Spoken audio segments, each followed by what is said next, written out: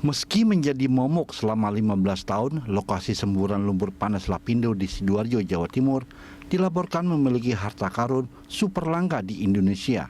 Badan Geologi, Kementerian Energi dan Sumber Daya Mineral (ESDM) mencatat temuan baru berkenaan dengan harta karun di lumpur Lapindo, yakni mineral logam tanah jarang atau LTJ. Tidak hanya itu, Badan Geologi Kementerian ESDM juga mencatat adanya potensi logam raw kritikal material yang jumlahnya besar dan melebihi kapasitas logam tanah jarang di daerah tersebut.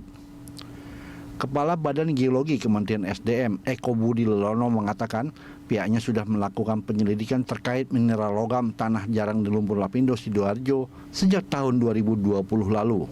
Tahun 2021, Badan Geologi Kementerian ESDM sudah melakukan kajian secara mendetail atas temuan tersebut dan hingga kini hasilnya masih dalam pemprosesan. Hasil kajian baru itu akan diberikan kepada publik jika sudah tuntas dilakukan. Logam tanah jarang berfungsi sebagai bahan baku energi dalam pembuatan baterai dan dalam hal ini dapat juga sebagai bahan baku baterai kendaraan listrik. Bahkan, mineral tanah jarang juga dapat menjadi bahan baku pembangkit listrik tenaga nuklir atau PLTN. Berdasarkan data survei Badan Geologi Kementerian SDM tahun 2009-2020, wilayah di Tapanuli, Sumatera Utara memiliki logam tanah jarang sekitar 20.000 ton. Sementara di Bangka Belitung 186.000 ton mineral monasit yang mengandung logam tanah jarang, dan monasit ini dijumpai bersama endapan timah. Di Kalimantan Barat, potensi logam tanah jarang dalam bentuk latarit 219 ton dan Sulawesi 443 ton. Kementerian SDM juga membuka peluang investasi untuk menggarap eksplorasi logam tanah jarang ini, khususnya pada sektor teknolog untuk memproses perolehan eksplorasi. Tim Liputan, Berita 1. Ada harta karun di lumpur Lapindo, itulah Morning Talk kita pagi ini. Dan untuk membahasnya kita telah terhubung dengan Andri B. Firmanto, Koordinator Pengawasan Usaha Eksplorasi Mineral Kementerian ESDM. Pak Andri, selamat pagi. Selamat pagi, Mbak Nas. Ini tergolong logam yang langka. Benar demikian Pak Andri ya? Ini karena keluar dari semburan lumpur panasnya atau memang sebenarnya terkandung di tanah di Sidoarjo? Baik, terima kasih Mbak Nas pertanyaannya. Jadi pada kesempatan pagi hari ini saya ingin menyampaikan memang benar pada tahun 2019 Puslitbang Tekmira bekerjasama dengan Pusat Sumber Daya Mineral Batubara dan Panas Bumi, Badan Geologi, sudah melakukan studi awal, yaitu studi karakterisasi mineral di wilayah bekas lumpur di wilayah lumpur Sidoarjo, di mana telah dilakukan pengambilan sampel sebanyak di 16 titik, yaitu meliputi 30 hektar dari luasan 580 hektar atau 6% dari wilayah lumpur. Dan berdasarkan hasil uji laboratorium ditemukan potensi keterdapatan logam litium, dan angkanya cukup signifikan pada variasi di 100 sampai dengan 150 ppm. Namun dalam pagi hari ini juga kami sampaikan memang selain logam litium juga kami melakukan proses penelitian apakah ada logam lain, dan berdasarkan hasil penelitian sedikit sekali ditemukan logam tanah jarang, yaitu berupa unsur serium, sehingga memang ini disebutkan tadi oleh Mbak Nas apakah harta karun pada saat introduction tadi. Memang iya, karena litium ini adalah salah satu mineral kritikal, ya, critical raw mineral, di mana beberapa negara seperti dicontohkan di Amerika Serikat maupun di European Union sudah mempublikasikan beberapa daftar mineral yang kritis, di mana menurut definisinya mineral kritis ini adalah mineral yang memang secara esensial sangat berpengaruh pada industri manufakturnya apabila terjadi gangguan supply maupun merupakan esensial untuk ekonomi suatu negara.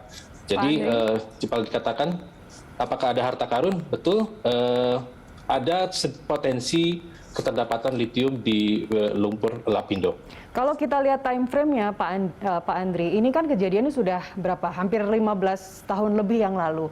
Tapi 2020 baru dilakukan kajian kajian intensifnya begitu oleh Badan Geologi. Apa yang terjadi?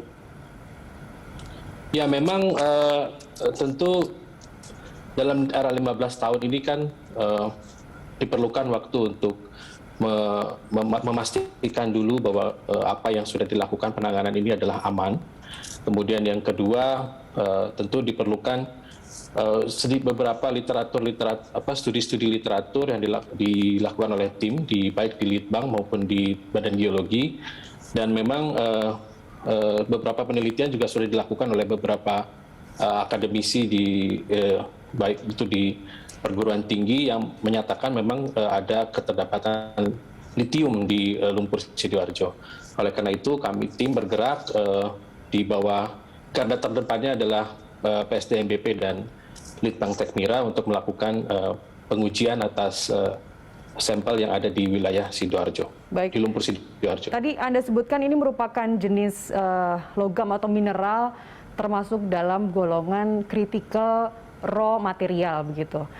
Tapi meskipun ini langka, nilai ekonomisnya disebut kecil. Kenapa begitu, Pak Andri? Ya, kembali saya tegaskan bahwa memang ini baru tahapan studi awal ya, Mbak ya. Jadi berkaitan dengan jumlah itu pasti perlu dilakukan penyelidikan lebih lanjut. Kami mengambil sampel di 16 titik dengan jarak spasi 120 dengan bor dangkal, sehingga memang inventarisasi yang bisa kami lakukan baru berupa potensi sumber daya. Nanti memang diperlukan langkah lebih lanjut untuk melakukan eksplorasi lebih detail untuk bisa mendapatkan angka yang lebih mendapatkan keyakinan angka yang lebih pasti berkaitan dengan potensi litium di lumpur Sidoarjo. Selain itu, Mbak Nas, kami juga ingin menyampaikan memang ada tantangan yang lain berkaitan dengan litium yang ada di lumpur Sidoarjo ini adalah selain karakterisasi yang perlu kita lakukan lebih lanjut, juga perlu kita lakukan studi ekstraksinya, Bu. Karena memang kalau terdapat tetapi tidak bisa diusahakan atau diolah secara ekonomis kan barang tersebut jadi tidak bisa termanfaatkan. Nah, tahun lalu studi dari Litbang sudah melakukan beberapa kajian dan cukup variatif metodologi yang digunakan, baik itu ekstraksi secara asam melalui asam sulfat maupun ekstraksi basah dengan NaOH, dan recovery-nya cukup baik. Tapi tantangan berikutnya adalah untuk mendapatkan litium dari proses pengendapan. Nah, ini yang masih teman-teman Litbang terus untuk kaji supaya bisa mendapatkan recovery. Mudah-mudahan Mbak Nas, berkat dorongan semua pihak, kita bisa mendapatkan teknologi yang proven, yang terbukti sudah secara ekonomis untuk mengolah litium dari lumpur Sidoarjo. Baik, LTJ ataupun logam litium ini kegunaannya untuk apa nantinya kalau bisa dieksplor, kalau bisa diproduksi? Baik, sedikit supaya tidak salah persepsi bahwa logam tanah jarang dan bahwa litium tidak termasuk pada logam tanah jarang, tetapi logam tanah jarang merupakan termasuk dari critical raw materials. Jadi critical raw materials itu diantaranya ada litium dan LTJ. Namun Indonesia sampai saat ini belum mempublikasikan, masih dikaji oleh tim list atau daftar mineral yang kritis untuk Indonesia. Tadi kembali ke pertanyaan kegunaan. Kalau litium sendiri kegunaannya adalah untuk, ini adalah ada yang menyebutkan adalah naik ke selain, di mana untuk kendaraan bermotor listrik berbasis baterai tentu memerlukan lithium oxide sebagai precursor dalam katodanya, sehingga ini nanti demand-nya sangat tinggi dan sangat kritis untuk negara-negara produsen baterai untuk electric vehicle. Kritis artinya kita punya kans untuk turut bermain dalam pasar global, karena dari yang saya baca di sini Australia itu menyumbang 11% untuk total produksi logam tanah jarang, Cina yang terbesar 84%, Rusia 2%, Brazil dan India sebanyak 1%. Hanya sedikit sekali Pak Andri yang memproduksi atau bisa mengolah, menginteraksi si LTJ ini. Bagaimana kans Indonesia ke depan? Betul, Mbak Nas. Jadi saya akan bagi menjadi dua. Untuk litium, memang benar sekarang Australia memainkan pasar sebagai supplier terbesar ke negara-negara produsen negara-negara produsen teknologi maju ya, seperti China, untuk memproduksi beberapa produk-produk elektronik yang bersifat maju maupun industri pertahanan. Tetapi untuk untuk lithium lebih banyak ke electric vehicle battery. Tetapi untuk LTJ tadi disampaikan oleh Mbak Nas, sebetulnya ada 17 unsur dan termasuk yttrium dan scandium di dalamnya. Memang di peluang kita di pasar di global seperti apa? Kita punya peluang ya apabila kita bisa menyelesaikan inventarisasi dulu, Pak. Jadi yang saat ini kita lakukan adalah menginventarisasi seberapa keterdapatan logam tanah jarang di Indonesia. Nah, dari Sumatera sampai dengan Papua, ada wilayah-wilayah yang potensial, yaitu di wilayah Sumatera Utara, di Bangka Belitung, di Mamuju, di Kalimantan Barat, serta sedikit di wilayah Papua Utara. Nah, itu di Papua bagian utara. Nah, memang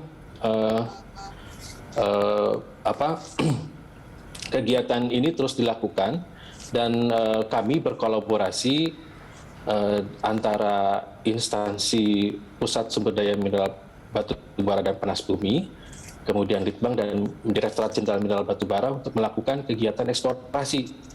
Nah, setelah nanti mendapatkan jumlahnya terdata dengan baik dan sudah kita siapkan cadangannya, maka kita baru bisa berbicara seberapa besar peluang kita untuk menjadi pemain global di logam tanah jarang.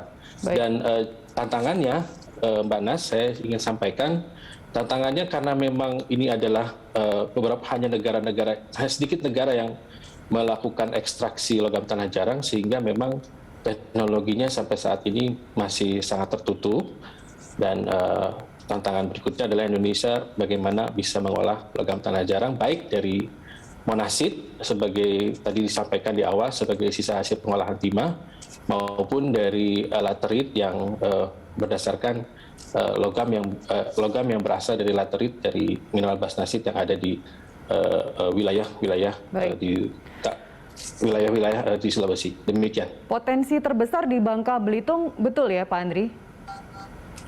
Ya, saat ini saya ingin sampaikan bahwa di tahun 2021 kami bertiga, Tekmira, PSDMBP, dan Direktorat Jenderal Mineral Batu Bara dibantu oleh beberapa pakar dan ahli melakukan kegiatan eksplorasi di wilayah Bangka Belitung, khususnya di Bangka Selatan dan Belitung. Dari hasil kegiatan eksplorasi awal memang terindikasi ada indikasi keterdapatan logam tanah jarang, yttrium dan cerium di wilayah Bangka Belitung. Jadi itu baru awal, angkanya masih dari potensi sumber daya, jadi hipotetik. Tapi mudah-mudahan tahun ini akan kita teruskan untuk eksplorasi detail sehingga bisa mendapatkan tingkat keyakinan geologi yang lebih tinggi. Untuk semua wilayah ini? Ya, jadi kita berjalan paralel, Mbak Nas. Selain Bangka Belitung untuk penyelidikan lebih detail, kami di tahun ini bertiga akan melakukan kegiatan di Mamuju serta di Ketapang untuk melakukan eksplorasi awal. Jadi paralel sehingga tahun 2024 harapannya kita bisa mendapatkan wilayah-wilayah potensi. Baik. Dan siap untuk diusahakan. Dari data tahun 2021, Sumatera itu mengandung logam tanah jarang ada 19.000 ton, dikoreksi kalau saya salah Pak Andri datanya. Kemudian di Bangka Belitung ada 383.000 ton, Kalimantan dan Sulawesi masing-masing 219 dan 443 ton. Khusus untuk Bangka Belitung, jumlahnya sangat besar, 383.000 ton. Dan ini tercacar-cacar, apakah benar keekonomiannya meskipun di situ terkandung banyak potensi LTJ, tapi keekonomiannya sebenarnya masih kecil. Apa yang terjadi, Pak Andri? Baik, khusus di karakterisasi LTJ yang ada di Bangka Belitung, memang keterdapatannya itu terasosiasi dengan mineral ikutan, yaitu monazite. di mana monazite ini adalah terpisahkan pada saat proses pemisahan timah dengan mineral pengikutnya. Nah, tidak banyak Bapak Ibu sekalian pelaku usaha di Bangka Belitung yang bisa memisahkan monazite ini dengan baik dan menyimpan dan mengelola dengan baik, sehingga praktis tantangannya adalah ketika kita akan mengusahakan ini seberapa besar security of supply dari bahan baku ini bisa terpenuhi dalam, tentunya kan ada payback period untuk industri pengolahan. Nah, kita pastikan bahwa apabila kita membangun industri pengolahan logam tanah jarang di Bangka Belitung, ada cukup ketersediaan bahan baku. Kemudian yang kedua, Mbak Nas, kami juga informasikan bahwa kami dengan PT Timah, di mana salah satu BUMN yang bergerak yang mengusahakan komoditas timah saat ini terus mengupayakan mencari teknologi yang pas, teknologi yang proven untuk bisa mengolah monazite, memisahkan logam-logam tanah jarang dari monazite dan memproduksi rare earth oxide yang mana merupakan bahan baku untuk industri maju. Baik. Jadi mudah-mudahan dalam waktu dekat. Ya, itu yang kita harapkan. Official formula balap mobil listrik Formula E saja sudah memuji kalau Indonesia tuh punya nikel paling tinggi begitu di dunia. Kita juga harapkan ada potensi-potensi mineral lainnya yang juga terkandung dalam tanah Indonesia. Pak Andri, saya ingin dijelaskan lebih lanjut. Kalau tadi ada Sumatera, ada Bangka Belitung, ada Kalimantan, Sulawesi yang kandungan potensi LTJ-nya itu tercecer di wilayah itu. Apa yang dilakukan selama ini? Apakah masih tahap studi ekstraksi atau sebenarnya sudah melakukan eksplorasi, dan siapa yang melakukan eksplorasi tersebut juga nantinya yang akan melakukan ekstraksi di Lapindo ini siapa? Pak Andri dijawab sesaat lagi. Pemirsa, kami kembali usai jeda. Koordinator Pengawasan Usaha Eksplorasi Mineral Kementerian ESDM, Pak Andri B. Firmanto. Pak Andri, volume endapan yang mengandung LTJ ini atau logam tanah jarang di Indonesia ternyata cukup besar. Apa yang terjadi selama ini di Sumatera, di Bangka Belitung, di Kalimantan, dan Sulawesi? Apakah sudah dilakukan eksplorasi? Baik, terima kasih Mbak Anas, pertanyaannya sangat bagus. Jadi memang Indonesia, pemerintah saat ini memang terus menggalakkan kegiatan eksplorasi logam tanah jarang. Ya memang. Siapa yang melakukan eksplorasinya, Pak? Ini kolaborasi, Mbak Nas. Jadi dari sisi kegiatan eksplorasi dilakukan oleh teman-teman di Badan Geologi, di Pusat Sumber Daya Mineral Batubara dan Panas Bumi. Kemudian dari sisi ekstraksi akan dikaji oleh teman-teman di Litbang, itu Litbang Teknologi Mineral dan Batubara. Dan terakhir nanti dari sisi kebijakan, di mana nanti akan diatur tata kelolanya, regulasinya, perizinan dan seterusnya itu oleh Direktorat Jenderal Mineral dan Batubara. Nah, 3 instansi ini terus berupaya dan kita inisiasi di tahun 2021 lalu untuk melakukan eksplorasi di Bangka Belitung. Dan alhamdulillah dari hasil eksplorasi terdapat potensi keterdapatan logam tanah jarang dalam laterit selain dari monazite. Artinya maaf saya potong, kalau pertanyaannya tadi siapa yang mengeksplorasi, sampai sejauh ini tidak ada keterlibatan dari swasta? Belum ada.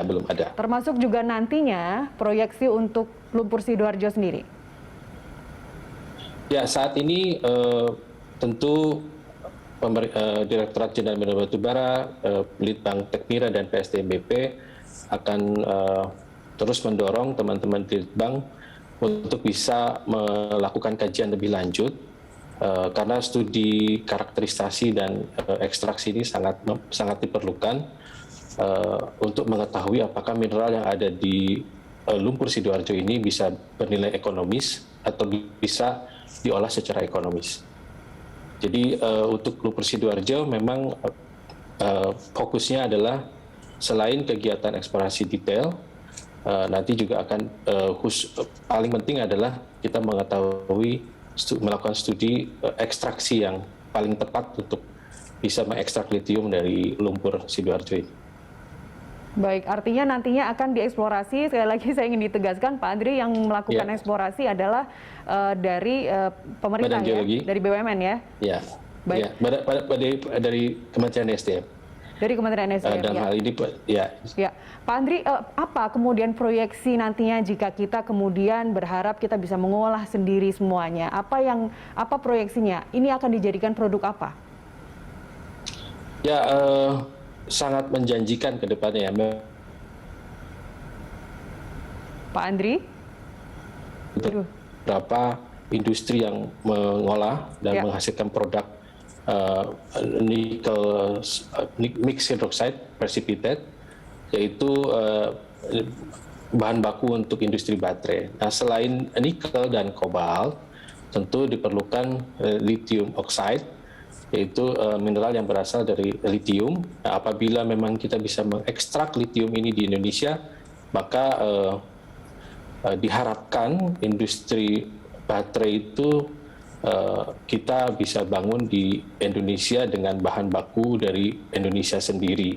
Jadi tidak tergantung dari impor ataupun yang kemungkinan bisa terganggu supply-nya atau ada disruptions pada disruptions dari sisi supply.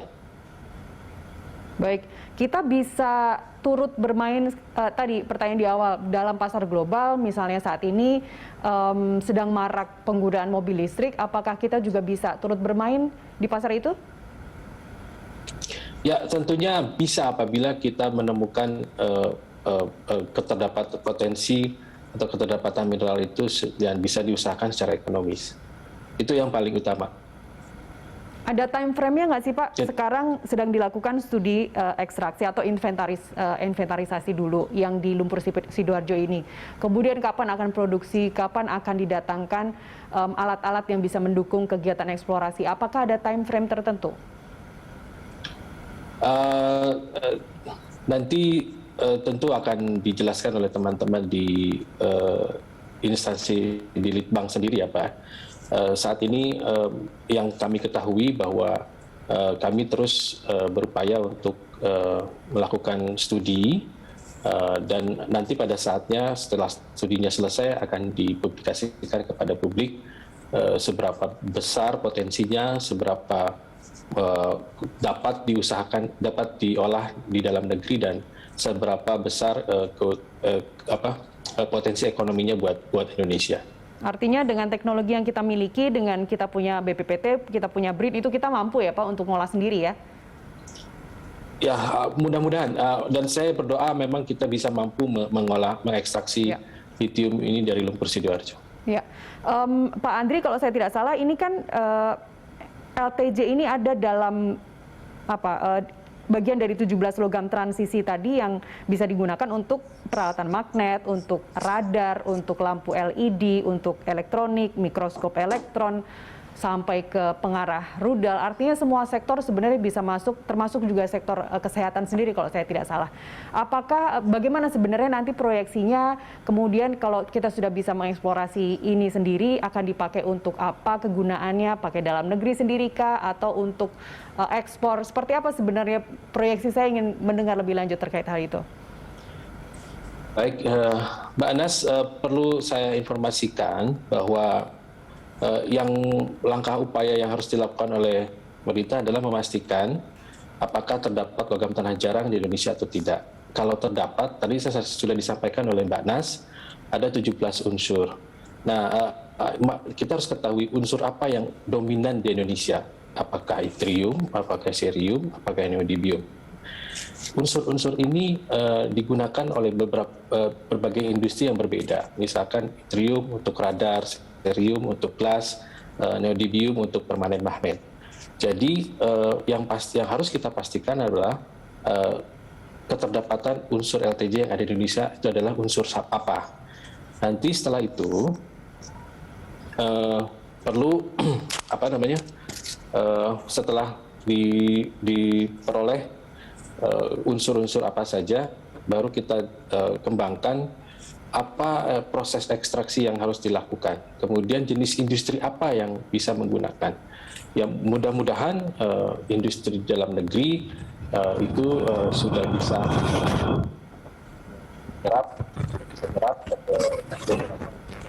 Pak Andri, ada terus ya sedikit informasi bahwa saat ini kebijakannya bahwa logam tanah jarang itu harus dilakukan pengolahan dan pemurnian di dalam negeri, ya, dan nanti setelah diekstraksi produksi logam tanah jarang, maka harus diutamakan untuk kepentingan dalam negeri. Demikian Mbak Nas, bahwa kebijakannya bahwa LPJ ini sebagai mineral logam dan wajib dimurnikan di dalam negeri, dan nanti produknya harus diutamakan untuk kepentingan dalam negeri. Baik, kalau bicara baterai ion litium, Pak, itu kan unsur utamanya ada di litium ya. Tapi bukan ke Indonesia, kita belum menemukan litium di Indonesia. Benar demikian? Ya, benar. Saat ini yang dilakukan kajian oleh teman-teman di Litbang maupun di Pusat Sumber Daya Mineral Batubara adalah mencari potensi litium. Ada dua potensi, yang pertama dari lumpur Sidoarjo, yang kedua indikasinya adalah dari brine atau uap panas bumi. Dan ini sudah dilakukan kajian oleh teman-teman, dan sudah dilakukan juga pengujian ekstraksi yang bisa dilakukan untuk mengambil litium dari endapan brine di panas bumi. Dan lumayan sudah recovery-nya sudah cukup menjanjikan, tapi memang perlu kita teliti lebih lanjut untuk bisa di scale up untuk skala ekonomi. Recovery maksudnya? Yang lebih besar. Recovery maksudnya dari sejak tahun 2020 atau kapan? Recovery itu perolehan logamnya itu cukup menjanjikan dari ekstraksi uap panas bumi dari yang dilakukan oleh teman-teman di Litbang. Ya, dan itu dilakukan tahun 2020, Pak? Ya, betul. Baik. 2019 dan 2020. Baik. Pak Andri, ini mungkin terakhir saya ingin diperdalam lagi masalah baterai ion litium itu sendiri. Kalau misalnya memang kita tidak punya litium, apakah kemudian yang Anda sebutkan tadi ini akan paralel, studi ekstraksinya ini akan dilakukan, inventarisasinya ini akan dilakukan? Apakah daerah-daerah yang diproyeksinya memang ada kandungan-kandungan tersebut? Ya, saat ini baru 2 yang diproyeksikan untuk membuat karbonat prekursor. Tadi saya sampaikan ada di lumpur Sidoarjo dan dari sampel brine-nya panas bumi, yang itu dari Dieng. Dan saat ini teman-teman dari Litbang terus melakukan studi supaya bisa mendapatkan teknologi yang proven dari aspek teknis maupun ekonomis. Tentunya ini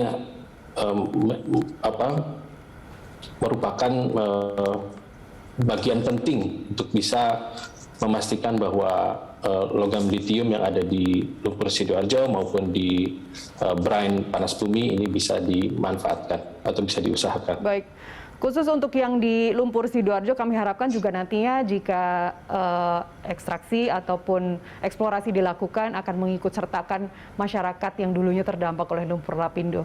Pak Andri, terima kasih telah bersama kami pagi ini, sehat selalu. Terima kasih, Manes.